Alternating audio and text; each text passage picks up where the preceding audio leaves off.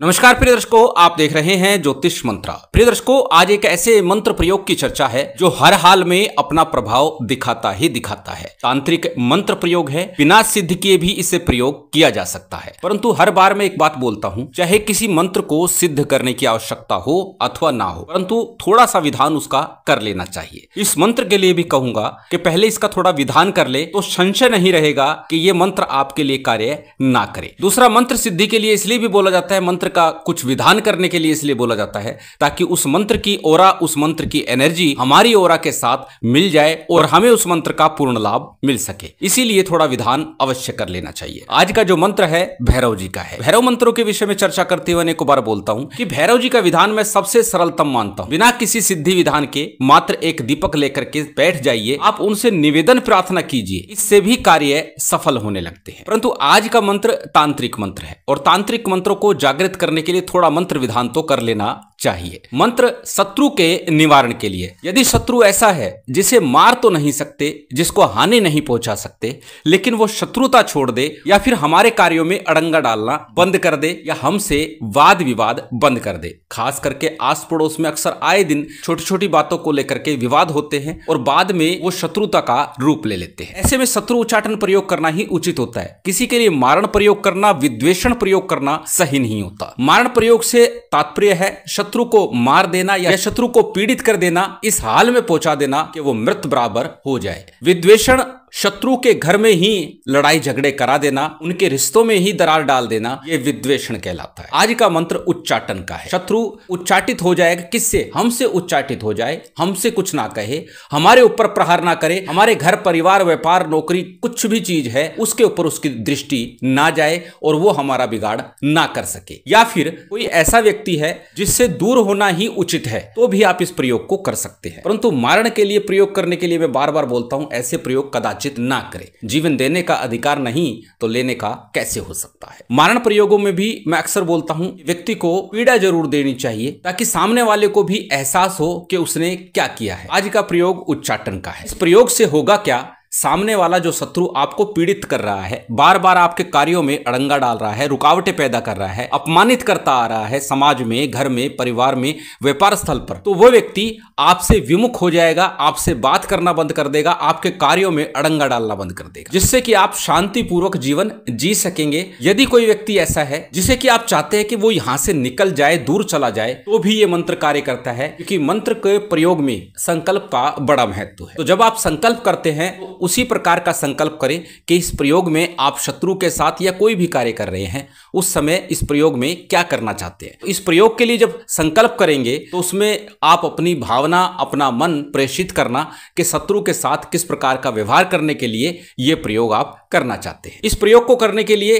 किस प्रकार की सामग्री की आवश्यकता होगी, किस समय इस प्रयोग को करना होगा और किस दिन से इस प्रयोग का आरंभ करना होगा, कितने दिन का यह प्रयोग रहेगा, यही सब चर्चा आज के इस वीडियो में है। सबसे पहले हमेशा की तरह सामग्री की बात कर लेते हैं। किस सामग्री के साथ यह प्रयोग संपन्न किया जा सकता है। मात्र अक्षत लेकर के भी आप इस प्रयोग को संपन्न कर सकते हैं। केवल चावल के कुछ दाने, 7 चुटकी चावल, मात्र इतना भी ले सकते हैं तो भी यह प्रयोग फलीभूत होगा। परंतु जैसे मैंने कहा, थोड़ा सा पूजन विधान कर लें तो उत्तम होगा। तो उसके लिए सामग्री, पूजन सामग्री सभी आपकी स्क्रीन पर दे दी गई है। इसमें से जो आपके पास उपलब्ध हो वो सामग्री ले लीजिएगा और फिर इस पूजन विधान को संपन्न करके इस प्रयोग को कर लीजिएगा। अब कैसे करना है और किस दिन करना है? इस प्रयोग का आरंभ शनिवार अथवा रविवार से कर सकते हैं। यदि मंगलवार को कोई सिद्ध योग बन रहा हो तो मंगलवार को भी कर सकते हैं। कहने का अभिप्राय शनिवार, रविवार, मंगलवार, तीनों ही दिन से यह प्रयोग आरंभ किया जा सकता है। कहां करना है? घर में भी कर सकते हैं, मंदिर में भी कर सकते हैं, देवालय में कर सकते हैं, शिवालय में कर सकते हैं। जहां भी आपकी व्यवस्था बन जाए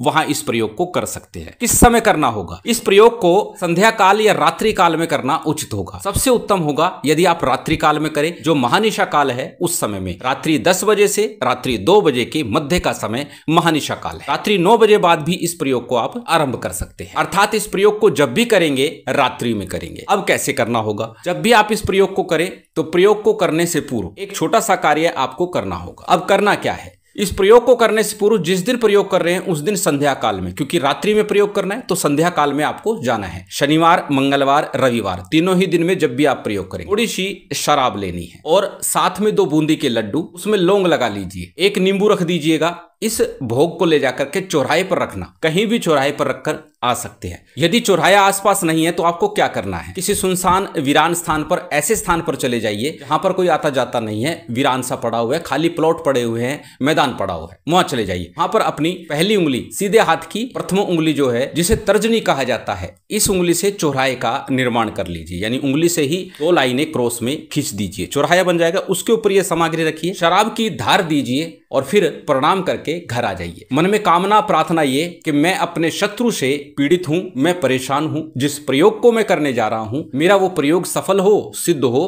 पूर्ण हो। तांत्रिक प्रयोग है, हर हाल में सफल होगा, निश्चित होगा। क्योंकि बार बार चर्चा करते हुए एक बात बोलता हूं कि इस समय में तंत्र का प्रयोग अत्यंत लाभकारी होता है, क्योंकि ये यंत्र और तंत्र युग है। घर आने के बाद में दक्षिण दिशा की तरफ मुख करके आपको बैठना है। अच्छा होगा यदि काले वस्त्र हो, काला आसन हो, सामने चौकी पट्टे के ऊपर काले वस्त्र के ऊपर ही भैरव जी का विग्रह स्थापित कर रखा हो। भैरव यंत्र भी आपको निश्चित ही इस प्रयोग में लेना है। काले वस्त्र नहीं है तो लाल वस्त्र का प्रयोग कर सकते हैं, या फिर जिस प्रकार के भी आपके पास है उन वस्त्रों का प्रयोग कर सकते हैं। बाध्यता यहां नहीं है। अच्छा होगा यदि काले वस्त्रों का प्रयोग करें, क्योंकि पूर्व में बता चुका हूं, जब शत्रुकृत कार्य करते हैं तो काले रंग का ज्यादा महत्व है। काले वस्त्र पहन करके या जैसे वस्त्र आपके पास है उनको पहन करके दक्षिण मुख होकर के बैठ जाइए। अपने सामने चौकी पट्टे के ऊपर भैरव जी का विग्रह स्थापित कर लीजिए, यंत्र स्थापित कर लीजिए, यंत्र के नीचे ही अक्षत स्थापित कर लीजिए। और थोड़े से अक्षत जब आप जप करेंगे तो आपके बाएं हाथ में रहेंगे। चौकी पर पट्टे पर विग्रह स्थापित हो गया, यंत्र स्थापित हो गया। तेल का एक दीप प्रज्वलित कर लीजिए, सरसों का तेल हो या तिल तेल हो, कोई भी तेल का दीपक आप लगा सकते हैं। क्योंकि मैं आरंभ में बोल चुका हूं, पूजन विधान का विशेष महत्व नहीं है यहां पर,